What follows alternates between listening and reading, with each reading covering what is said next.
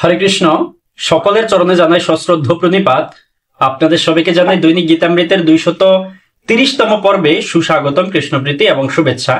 দৈনিক গীতামৃতের আজকের এই পর্বে আমি আপনাদের নিকট আলোচনা করব ভগবদ গীতার 6ষ্ঠ অধ্যায়ের ত্রয়োদশ ও চতুর্দশ অর্থাৎ 13তম ও 14তম শ্লোক নিয়ে।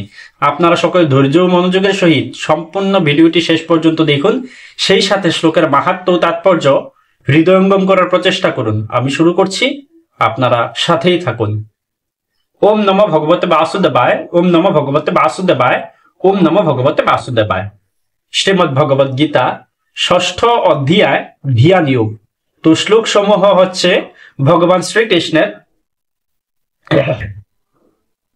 ওম সমম কায় শিরোগ্রীবম ধারয়ন নচলম স্থিরঃ সম্প্রেক্ষ্যো নাসিকাগ্রম স্বম দিশশ্চান অবলোকয়ন প্রশান্তাত্মা বিগত ভীর ব্রহ্মচারী ব্রতে স্থিতঃ মনঃ সংযম্য মচ্চিত্ত যুক্ত আসিত মৎপরঃ। অনুবাদ: শরীর, মস্তক ও গ্রীবাকে সমানভাবে রেখে এবং অন্যদিকে দৃষ্টি নিক্ষেপ না করে নাসিকার অগ্রভাগে দৃষ্টি নিবদ্ধপূর্বক প্রশান্তাত্মা, নির্ভয় ও ব্রহ্মচর্য ব্রতে স্থিত পুরুষ মনকে সমস্ত জড় বিষয় থেকে প্রত্যাহার করে আমাকে জীবনের চরম লক্ষ্যরূপে স্থির করে এবং হৃদয়ে আমার ধ্যানপূর্বক যোগ অভ্যাস করবেন। এই শ্লোকে ভগবান বলল, শরীর, মাথা এবং গ্রীবাকে সমানভাবে রেখে অন্য কোনো দিকে দৃষ্টি নিক্ষেপ না করে নাসিকার অগ্রভাগে অর্থাৎ নাকের যে আগায় দৃষ্টি নিক্ষেপ করে নিবদ্ধ করে প্রশান্ত আত্মা এবং নির্ভয় ও ব্রহ্মচারী ব্রতে স্থিত যে ব্যক্তি, তিনি মনকে সমস্ত জড় বিষয় থেকে প্রত্যাহার করে এবং ভগবানকে অর্থাৎ ভগবান বলল আমাকে ভগবানকে জীবনের চরম লক্ষ্য রূপে স্থির করে তিনি হৃদয়ে ভগবানের ধ্যান পূর্বক যোগ অভ্যাস করবেন। এই বিষয়টা ভগবান বলল, আমরা সেটা দেখলাম। তো এই শ্লোকগুলো সম্বন্ধে শ্রীল প্রভুপাদ কি মন্তব্য করছেন সেই বিষয়টা আমরা তাৎপর্য থেকে দেখে নিই। তাৎপর্য: জীবনের উদ্দেশ্য শ্রীকৃষ্ণকে জানা, যিনি চতুর্ভুজ বিষ্ণু মূর্তিতে সকলের হৃদয়ে পরমাত্মা রূপে বিরাজ করছেন।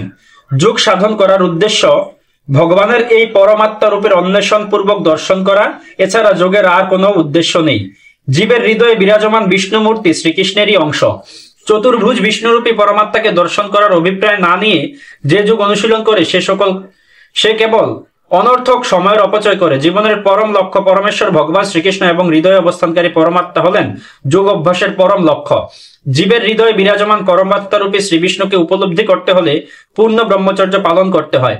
তাই যোগীকে গৃহত্যাগ করে নির্জনে একাকী অবস্থান পূর্বক পূর্বোক্ত বিধি অনুসারে ভগবানের ধ্যান করতে হয়। ঘরে অথবা বাইরে দৈনিক মৈথুন পরায়ণ হয়ে তথাকথিত যোগ অভ্যাস করলে কখনোই যোগী হওয়া যায় না।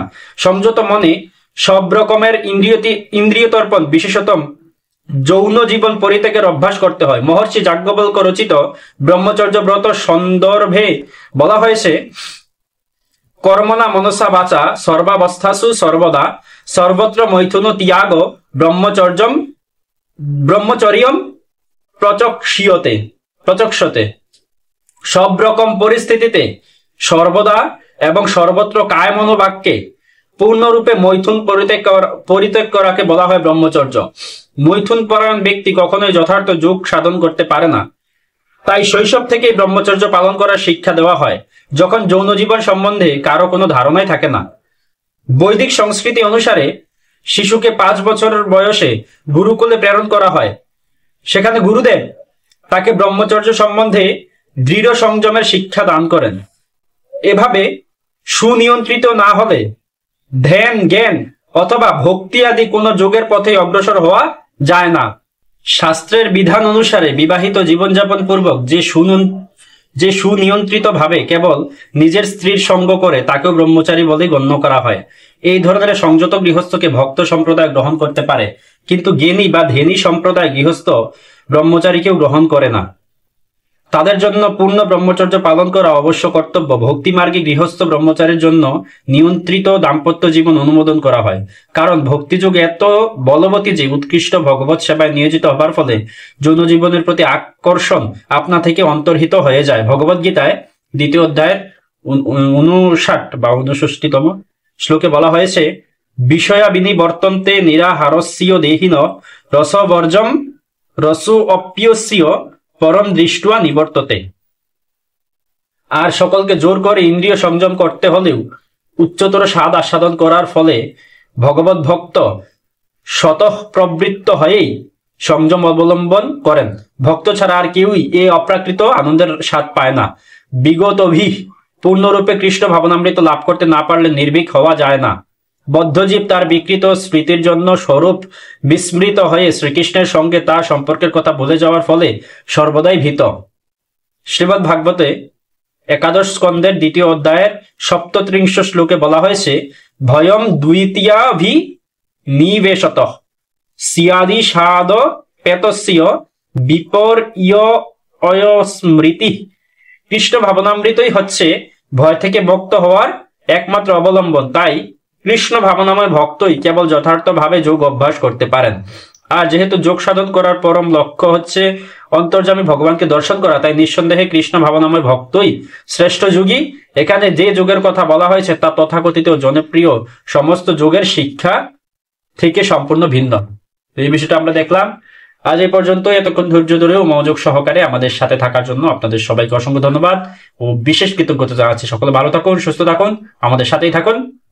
ভুল ত্রুটি সমূহ ক্ষমা সুন্দর দৃষ্টিতে দেখবেন। হরে কৃষ্ণ।